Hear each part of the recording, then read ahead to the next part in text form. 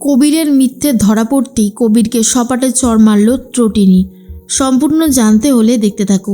গল্পের শুরুতেই দেখা যায় পরশুরাম সন্দেহ প্রকাশ করতে থাকে ত্রটিনীর বিরুদ্ধে আর বলে, জানি না আমি তুমি কে ত্রটিনী, কোনো অপরাধী দুনিয়ার কেউ নাকি কোনো লিগ্যাল ডিপার্টমেন্টের কেউ, তবে তোমার প্রতি আমার সন্দেহ যেমন ছিল আর এখনও ঠিক সেরকমই থাকবে। তবে তুমি যেভাবে নিজেকে এইভাবে পরিবর্তন করেছো সেটা দেখে তো আমার অবাকই লাগছে।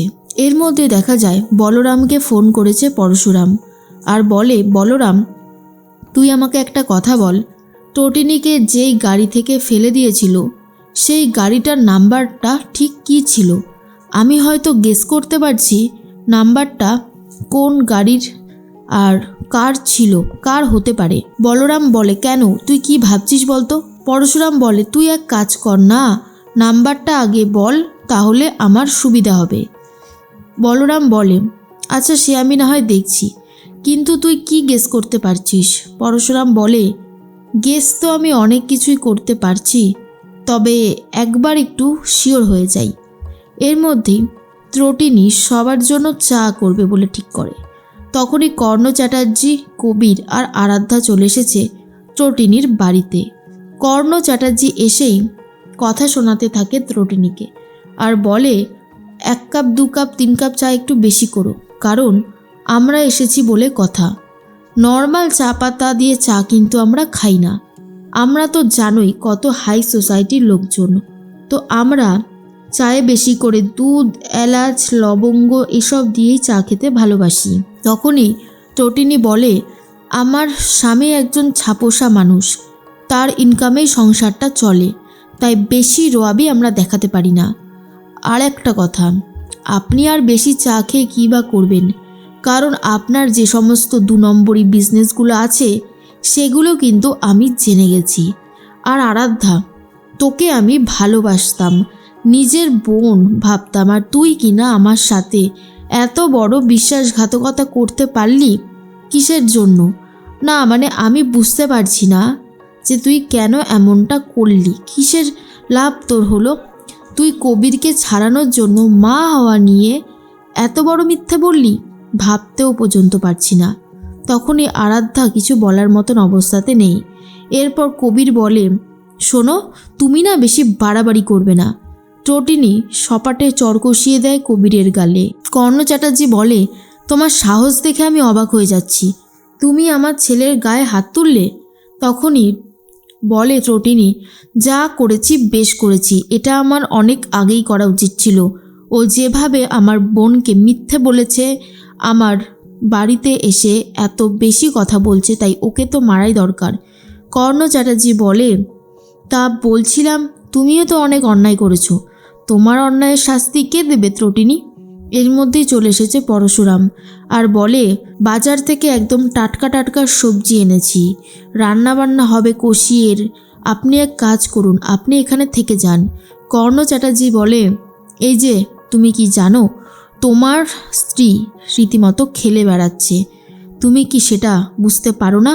পরশুরাম বলে, না আমি বুঝতে পারি না। আর আপনি এসব কথা কেন বলছেন বলুন তো? আমার স্ত্রীকে কেউ বা কারা কিডন্যাপ করেছিল। কর্ণ চ্যাটার্জি বলে, কে কিডন্যাপ করতে পারে? আমার দলের লোকেরা ওকে কিডন্যাপ করেনি, ওকে তুলেছিল, কিন্তু তারপরে সেখান থেকে কেউ একজন ওকে নিয়ে চলে যায়, তাই ওর গায়ে যে সমস্ত দাগগুলো দেখছো না, সবটাই ফেক। ইয়েস, সবটাই ফেক, এখানে কিন্তু কোনো রকমের কোনো কিছুই ঠিক নেই, তুমি হয়তো সব কিছু জানো না। তখনই পরশুরাম বলে, আমি কি জানি আর কি জানি না সে বিষয়ে আমি না হয় কথা বললামই না, কিন্তু একটা কথা কি বলুন তো, এটা তো ঠিকই যে আপনি যা করেছেন তা অন্যায় করেছেন, আর এই অন্যায়ের শাস্তি আপনাকে পেতেই হবে। এর মধ্যেই দেখা যায় ত্রটিনী কর্ণ চ্যাটার্জি, কবির আর আরাধ্যাকে চলে যেতে বলে। তার মধ্যে লাট্টু কথা বলতে থাকে তার পায়ের সাথে আর বলে, পা, আমার মনে হয় মা না অন্য কোনো কিছুর সাথে যুক্ত আছে। হ্যাঁ গো পা, আমার এটা খুব মনে হয়। তখনই একটা কথাই বারবার করে ভাবতে থাকে পরশুরাম, ত্রটিনি কি করছে, কোন ডিপার্টমেন্টের সাথে যুক্ত। এর মধ্যেই পরশুরাম চলে গেছে নিজের ডিপার্টমেন্টে, আর ডোডো কোথায় সেটাই জিজ্ঞেস করে আর বলে মুম্বাই থেকে বালির পথে রওনা দিতে। তখন ডোডো বলে, কিন্তু আপনি কি করে জানলেন বলুন তো এই রাস্তাটা ব্যবহার করা যেতে পারে? পরশুরাম বলে, আমি যদি এইটুকু না জানতাম তাহলে আমি এত বছর ধরে এই ডিপার্টমেন্টে কেন আছি? না, আমি তো এটাই বুঝতে পারছি না যে আমি এই ডিপার্টমেন্টে কি করতে আছি। শোনো, একটা কথা বলি, তোমায় ঠিক যেমন যেমন বলবো তুমি ঠিক তেমন তেমন খবর জোগাড় করে আনবে, যেটা আমার জানাটা খুবই জরুরি। বলরাম বলে, কিন্তু তুই কি করতে চাইছিস সেটাই তো বোঝা যাচ্ছে না। পরশুরাম বলে, খুবই সিম্পল একটা জিনিস আমি করব, যা আমার অনেক আগেই করার কথা ছিল, যেগুলো না করলেই নয়। পরশুরাম বলে, আমাকে বুঝতে হবে সব কিছু। যতদূর মনে হচ্ছে ওই গাড়ির নাম্বারটা দিল্লির কোনো গাড়ির নাম্বার।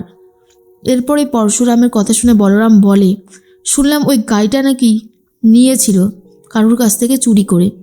পরশুরাম বলে, দেখ, আমি এসব এখন কিছু বলবো না, প্রমাণ পাই তারপরেই বলবো।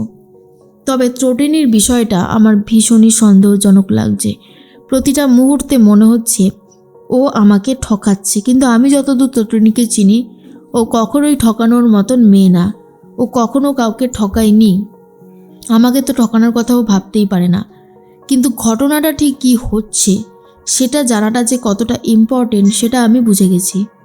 এর মাঝখানেই যখনই ত্রটিনি নিজের ডিপার্টমেন্টের লোককে বলে দেয়, যেমন নিশা ওই বিজিত লাহিড়িকে ফলো করতে থাকে, আর বিজিত যখনই পরশুরামের ডিপার্টমেন্টে চলে যায় তখনই নিশা ফোন করে সবটা জানিয়ে দেয় ত্রটিনিকে, আর ত্রটিনি শুনে অবাক।